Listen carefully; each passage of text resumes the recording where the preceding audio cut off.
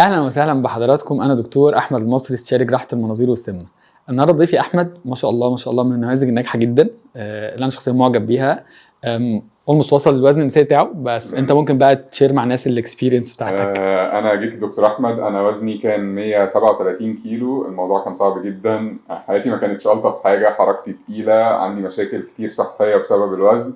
دكتور احمد بصراحه هو والكرو كله بتاعه طمنوني الدنيا سهله، مش هنتعب، الموضوع سهل، بس انت تبقى قد المسؤوليه بتاعه العمليه وكده.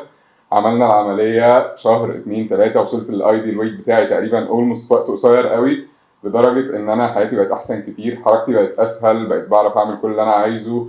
كان في امراض مثلا زي الضغط، انا كان عندي، كنت مريض ضغط، بعد العمليه الحمد لله مفيش اي سيمبتومز للضغط وبطلت الادويه الحمد لله. بتاعتها. الحمد لله. بجد دكتور احمد وكرو مور ذان بيرفكت.